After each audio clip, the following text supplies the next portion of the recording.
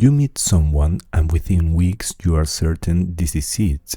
This person understands you, completes you, reflects something back that you have been searching for your entire life. But here's what is actually happening. You are not seeing them. You are seeing what you need them to be, projecting onto them qualities, characteristics, potentials that exist primarily in your imagination.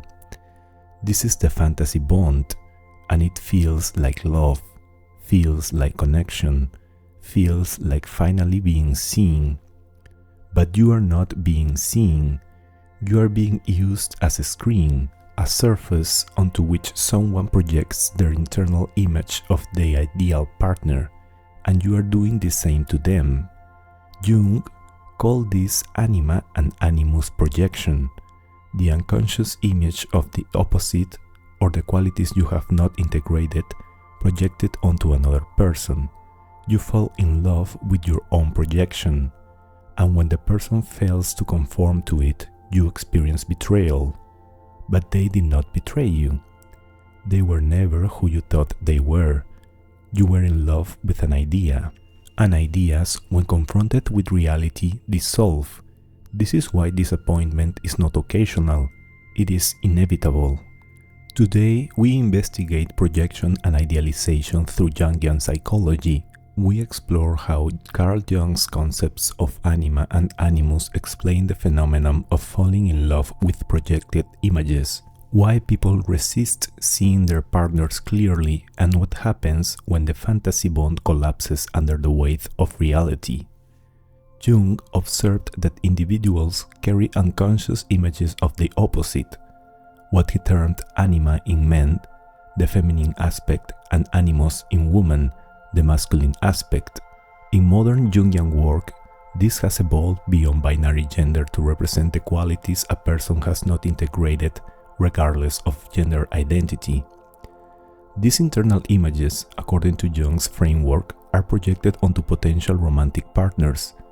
When someone matches the internal image closely enough, attraction activates. This is often described as love at first sight, but based on Jung's theory, what has occurred is projection recognition. You have not fallen in love with the person. You have fallen in love with your own internal image reflected back, and the person initially may appear to match. They may possess some qualities that align with the projection, but no one can sustain a projection indefinitely, because projections are idealized. They contain what you wish existed, not what actually does. This creates the fantasy bond, a relationship based not on two people knowing each other, but on two people projecting complementary fantasies and believing the projections are real. And as long as both people maintain the illusion, the bond feels perfect. But the moment reality intrudes, the moment behavior deviates from the projected image, the bond destabilizes. Projection-based relationships begin with intensity. Everything feels faded, perfect, like you have known this person forever. But based on Jungian theory, what feels like recognition is actually projection. Your unconscious has identified someone who can carry your anima or animus image, and the intensity comes from encountering your own disowned qualities externally. This intensity cannot last, because the person is not actually your anima or animus. They are a separate person with their own psychology, needs, and limitations. Disappointment occurs when this becomes undeniable, when the partner behaves in ways that contradict the projection, when they reveal needs, flaws, or perspectives that do not align with the idealized image. And the person experiencing the projection withdrawal often describes this as betrayal, as the partner changing, as discovering the relationship was based on deception. But the deception was not external, it was internal. You deceived yourself by believing the projection was the person. Jung suggested that projections serve a developmental function. They bring unconscious content into awareness by externalizing it.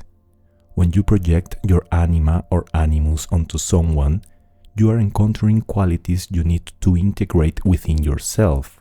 But most people do not recognize this. They believe the qualities exist in the other person, and when the person fails to embody those qualities consistently, they search for someone new who can carry the projection more convincingly. This creates a pattern, serial projection, moving from person to person each time convinced this one is different, this one is real, but each relationship follows the same arc: initial idealization, gradual disappointment, eventual collapse when reality can no longer be denied. The disappointment is inevitable because no person can sustain an idealized projection. They are human, flawed, complex, and the projected image is fantasy, perfect, one-dimensional, designed to fill internal voids the projector has not addressed. Even when evidence accumulates that the partner does not match the projection, people resist seeing it, because admitting the projection was false requires admitting the relationship was not what you believed. This resistance operates through several mechanisms. First, selective attention. You notice behavior that confirms the projection. Ignore behavior that contradicts it. This creates the illusion that the person mostly matches the image. The contradictions are exceptions, temporary, not representative of who they really are. Second, rationalization. When the partner behaves in ways that clearly contradict the projection, you create explanations. They are stressed, going through something, not themselves right now. Once circumstances improve, they will return to being the person you fell in love with. But the person you fell in love with never existed. That was the projection. The actual person is the one behaving in ways you are rationalizing away. Third, escalation of commitment. The more you have invested in the relationship, time, emotion, identity, the harder it becomes to admit the foundation was projection. So you double down. Convince yourself the bond is real, that the disappointments are obstacles to overcome rather than evidence the relationship was never what you thought. Jung noted that projection withdrawal is painful because it requires confronting that the qualities you admired in the other person are actually qualities you have disowned in yourself, qualities you need to develop internally rather than seeking externally. But developing those qualities requires work, self-examination, integration of shadow and anima animus. It is easier to maintain the projection, easier to believe the partner will eventually become who you need them to be. This is why people stay in relationships long past the point where the fantasy bond has clearly failed. Because admitting failure means admitting you were in love with an illusion. And that admission is destabilizing. Eventually, projection cannot be maintained. The gap between the idealized image and the actual person becomes too large to ignore. This often occurs after a specific event, a conflict that reveals fundamental incompatibility, a betrayal that cannot be rationalized, a pattern that has repeated too many times to dismiss. But the collapse was inevitable from the beginning, because the relationship was never between two people.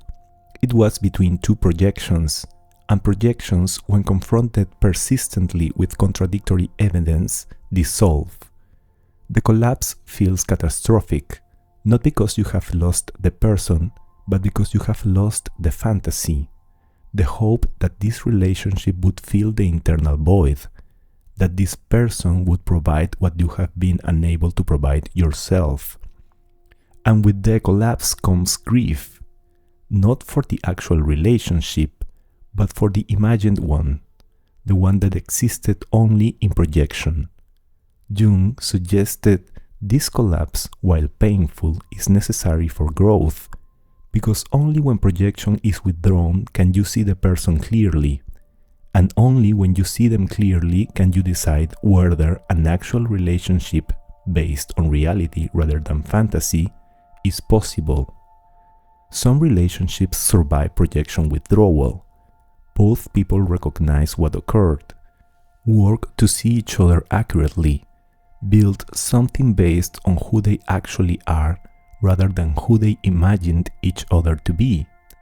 But most do not survive, because the attraction was based on projection, and without projection there is no foundation, just two people who do not actually know each other, who were never compatible, who were simply carrying complementary fantasies. The fantasy bond collapses, and what remains is the reality that was always there but never acknowledged. You were in love with an idea, and the person, exhausted from trying to embody that idea, was also in love with their projection of you. Neither of you were loved for who you are. You were loved for who you allowed the other to imagine. Projection-based relationships are addictive, not because the person is addictive, but because the feeling of encountering your projected ideal is euphoric. It creates the experience of wholeness, of finally finding what was missing, of being completed by another. Jung referred to this as syzygy, the divine couple, the experience of union between opposites. But this wholeness is illusory, because it is based on external completion. You feel whole not because you have integrated your anima or animus, but because someone is carrying it for you. This creates dependency. You need the person to maintain the projection, because without them the feeling of wholeness disappears, and you are left with the internal void you were attempting to fill through relationship. This is why living projection-based relationships is so difficult. Even when the relationship is clearly dysfunctional, even when the person is not who you thought, even when staying causes suffering, because leaving means losing the drug, the feeling of completion, the hope that if you can just get the person to match the projection again, you will feel whole again. But you will not, because wholeness cannot come from external sources. It comes from internal integration, from developing the qualities you have been projecting, from becoming complete within yourself rather than seeking completion through another.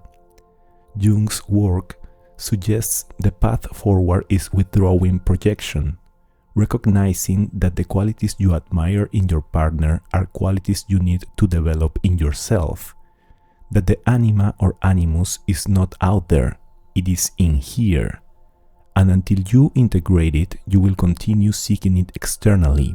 This does not mean relationships are impossible. It means relationships based on projection are unstable, and relationships based on seeing each other clearly without idealization or fantasy require both people to have done the internal work of integration. Most people have not, so most relationships remain projection-based, and most people cycle through partners each time convinced this is the one, until the projection collapses and the search begins again. You fell in love with a projection, an internal image externalized onto another person, and you believed the image was the person. But it was not. The person was always separate from the projection, flawed, complex, human, and when they failed to match the idealized image, you experienced it as betrayal. But the betrayal was yours. You betrayed yourself by believing the fantasy, by refusing to see clearly, by maintaining illusion rather than confronting reality. What if you were never loved for who you are, but for who you allowed them to imagine? And what if you did the same to them? This is the fantasy bond. Two people in love with projections, mistaking intensity for intimacy, mistaking recognition of their own disowned qualities for connection with another person.